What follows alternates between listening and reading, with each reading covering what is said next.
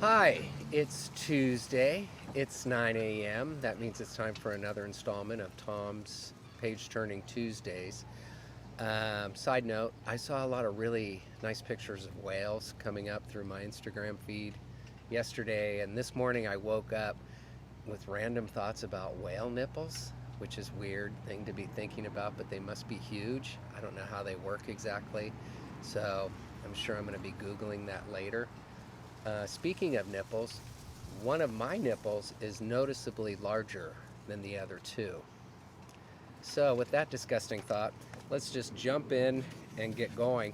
We left off when I'm with my grandma in Cincinnati, and she's giving me the scoop on the family. So, I'm learning a lot about my family's background, the kind of things that my mom would never discuss freely with us. High blood pressure kept your grandpa out of World War II and his business took a dive. But he knew everyone would need a new car after the war, so he borrowed money from banks and he bought as many as he could get his hands on. He had them sent by train and truck from as far away as Texas and Arizona. After the war, he started selling cars to his customers and other dealerships too.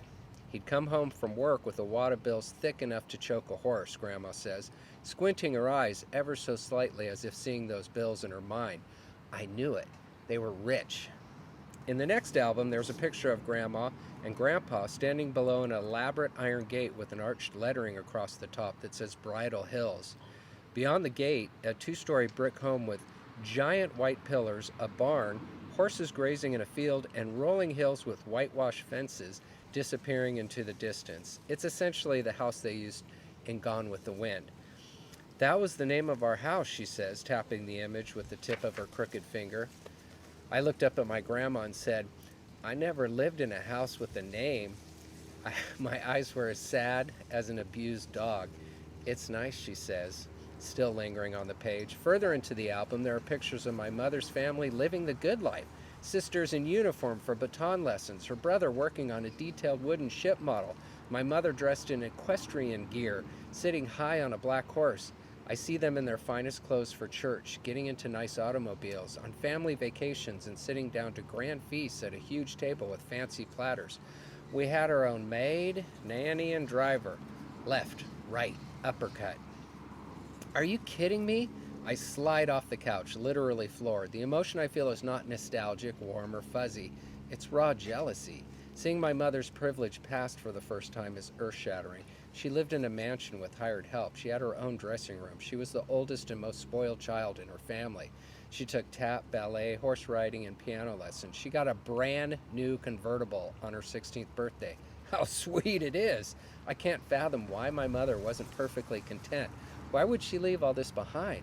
If she had just stayed on the path before her, perhaps I would have experienced having hired help, polo lessons, and a new car on my 16th birthday. It's clearly her fault that we aren't rich now. How unhappy can you be with that kind of money? What made her stray from the cozy nest from which she came? Did she have to reject her parents' conventional lifestyle in order to break away and be different like teenagers do? What made her so anti-establishment? Maybe she wanted something money can't buy, like the kind of happiness that only impoverished, roaming shepherds with diseased herds somehow managed to have. Had it been me in her place, you could have bet that I would have stayed happily ever after with the money. Somehow my mother has managed to ruin my life before I was even born. Grandma slams a pack of cigarettes on the table, breaking my pity spell, leaving me blinking extra hard. You ready for more? She asks, opening the box. I guess so, I say, shaking my head. You'll like this one, she says, opening yet another book. A big one. On the cover is a black and white portrait of my mother and father taken on their wedding day. It looks like a Hollywood press release. They're equally stunning. My mother looks like Audrey Hepburn, standing arm in arm with her leading man, William Holden.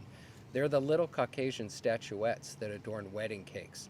They're both so young and perfect, leaving me a little disappointed. Genetically speaking, I'm swimming in the shallow end of the gene pool. Based on their genes, I could have been much more attractive. I'm not a bad-looking guy, but based on this photo, I should be spectacular.